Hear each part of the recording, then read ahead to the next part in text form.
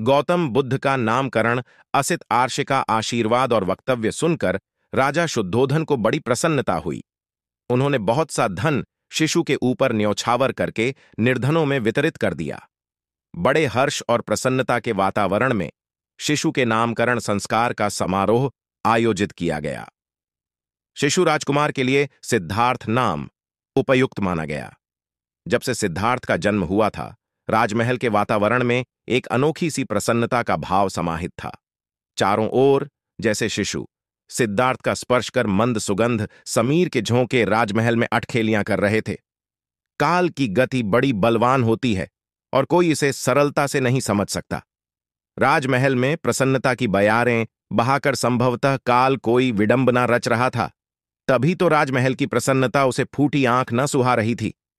कपिल वस्तु के राजमहल में अभी प्रसन्नता और हर्ष का समारोह पूर्ण भी न हुआ था कि काल की गति रुक गई। शिशु सिद्धार्थ की माता रानी महामाया की तबीयत बिगड़ने लगी। रानी महामाया ने शिशु सिद्धार्थ को रानी प्रजावती की गोद में डालते हुए कहा, बहन, संभवतः अब मैं न बचेंगी। नहीं दीदी, ऐसा न कहिए, रानी प्रजावती विलाप करते हुए बोली। प्रजा, मेरी बहन, कृपया शांत हो जाइए और ध्यान से मेरी बात सुनिए। रानी महामाया ने प्रजावती को शांत करते हुए कहा, मेरे पास अधिक समय नहीं है। कहिए दीदी, कहिए, मैं आपकी हर आज्ञा का पालन करूंगी। प्रजा, आज्ञा नहीं, अनुरोध है, कहिए तो दीदी। राजकुमार सिद्धार्थ का अपने पुत्र के समान पालन पोषण करना, मैं इसे तुम्हारे सुपुर्द कर रही हूं। यह कहते कहते महामाया की आंखें मुद्दने लगीं और गर्दन एक ओर को लुढ़क गई। हंस की प्राण रक्षा। एक दिन राजकुमार सिद्धार्थ उपवन में विचारमग्न बैठे थे कि तभी क्रों क्रों करता हुआ एक हंस उनके पास आ गिरा। किसी निर्दयी शिकारी ने तीर चलाकर उसके प्राण लेने का प्रयास किया था।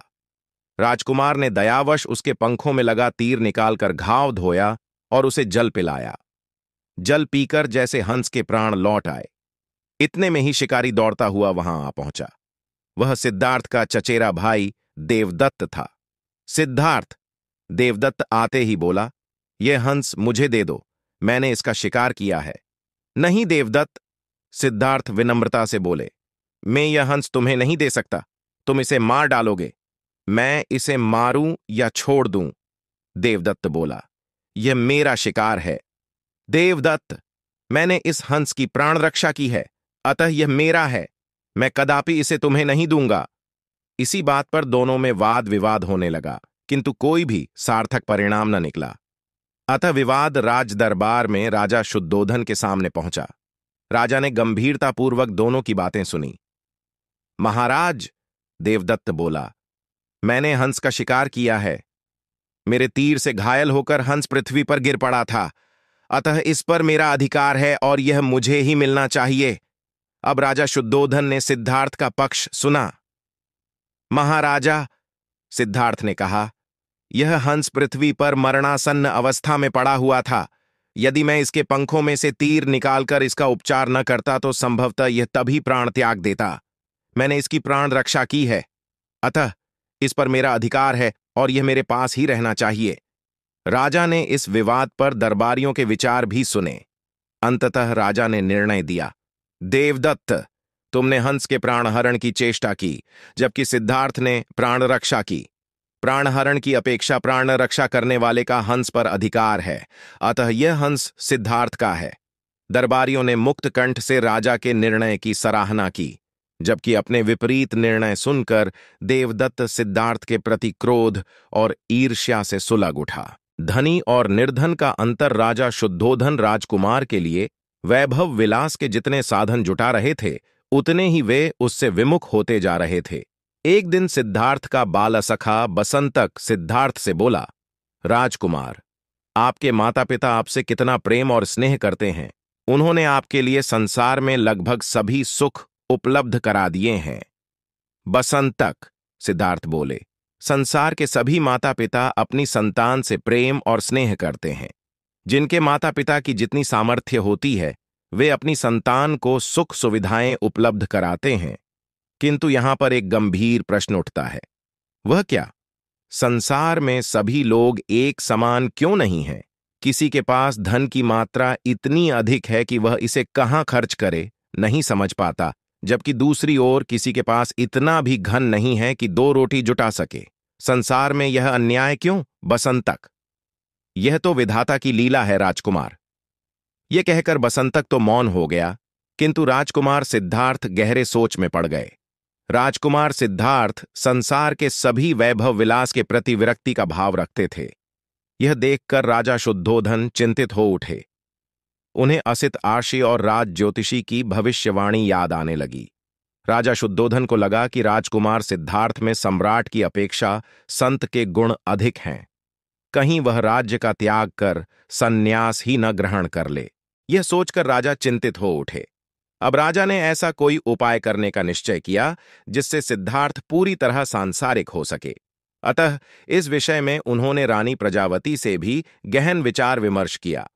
कुछ समय पश्चात रानी प्रजावती बोली, महाराज, राजकुमार सिद्धार्थ को सामान्यतः वैभव विलास की कोई भी सामग्री अपनी ओर आकर्षित नहीं कर पाई। अब अंतिम अस्त्र के रूप में केवल एक ही उपाय है। कैसा अंतिम अस्त्र और कैसा उपाय महारानी? राजा शुद्धोधन उत्सुकता से बोले। अपनी बात पूरी तरह से स्पष्ट करो। देव, अब राजकुमार युवा हो चुके हैं। यदि हम उनका किसी सुंदर राजकुमारी से विवाह कर दें तो वह उसके सौंदर्य पाश में जकड़ा जा सकता है। कदाचित आपकी बात ठीक लगती है महारानी। यदि हम राजकुमार का विवाह कर दें तो वह निश्चय ही विवाह बंधन में जकड़ा जा सकेगा। तब शीघ्र ही राजकुमार के विवाह हेतु स्वयंवर का आयोजन कीजिए महाराज। हां अवश्य, हम ऐसा ही करेंगे। कहते हुए राजा शुद्धोधन के मुखमंडल पर दृढ़ता के भाव छा गए। सिद्धार्थ और यशोधरा 6 समय पश्चात ही राजा शुद्धोधन ने अपने निश्चय को कार्य रूपकुक में परिणत कर दिया। अपने राज्य के सभी निकटवर्ती राजाओं को उन्होंने अपनी राजकुमारियों के साथ राजकुमार सिद्धार्थ के स्वयंवर में आने के लिए आमंत्रित किया। राजकुमार सिद्धार्थ अत्यंत सुंदर, उदार और प्रतिभाशाली थे। प्रत्येक राजा अपनी पुत्री का विवाह उनके साथ करने के लिए उत्सुक था। स्वयंवर की तिथि और वार निश्चित कर दिए गए थे। निर्धारित समय पर विभिन्न राज्यों के राजा अपनी पुत्रियों के साथ स्वयंवर में आ विराजे। स्वयंवर मंडप में सभी अभ्यागतों के बैठने और विश्राम की समुचित व्यवस्था की गई थी। मंडप को रंग बिरंगे पुष्पमालाओं से सुसज्जित किया गया था। एक और एक ऊंचे मंच पर राजकुमार सिद्धार्थ बैठे हुए थे। उनके निकट ही रत्नों और मोती माणिक्यों से भरा एक थाल रखा गया था। राजा शुद्धोधन और राज्य के उच्चाधिकारी गण भी मंच पर एक ओर विराजमान थे। राजा की आज्ञा से स्वयंवर की कार्रवाई आरंभ हुई। विभिन्न राज्यों की राजकुमारियां क्रमशः राजकुमार सिद्धार्थ के आसन के निकट पहुंचतीं और उन्हें अभिवादन करतीं, किंतु राजकुमार किसी की ओर दृष्टि उठाकर नहीं देख रहे थे।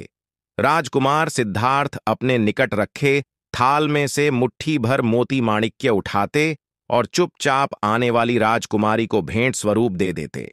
राजकुमारी उदास मुख लिए लौट जाती। बहुत देर से यही क्रम चलता रहा, यहां तक कि थाल के सभी मोती माणिक्य इसी प्रकार राजकुमारियों में वितरित हो गए। अब केवल थाल ही शेष था। अंततः एक राजकुमारी सिद्धार्थ के पास आई।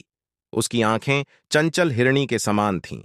उसकी पायलों की रूंझुन ने एकाएक राजकुमार सिद्धार्थ को अपनी ओर आकर्षित किया। राजकुमार ने उसकी ओर देखा तो राजकुमारी का मुख लाज की लालिमा से लाल हो गया। इस राजकुमारी का नाम यशोधरा था।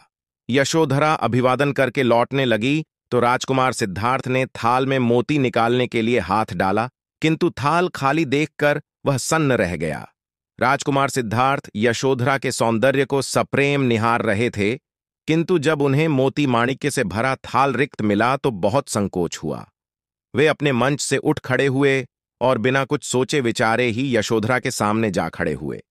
तभी सिद्धार्थ ने अपने गले में पड़े बहुमूल्य मुक्ताहार को उतारा और निःसंकोच भाव से यशोधरा के गले में डाल दिया। तभी स्वयंवर स्थल पर मंगल वाद्य बजने लगे और महाराज शुद्धोधन एवं राजकुमार सिद्धार्थ की जय जयकार गूंजने लगी। राजा शुद्धोधन ने आसन से खड़े होकर उपस्थित सभी गण्यमान्य जनों का आभार व्यक्त किया और राजकुमार सिद्धार्थ का राजकुमारी यशोधरा से विवाह करने की घोषणा कर दी।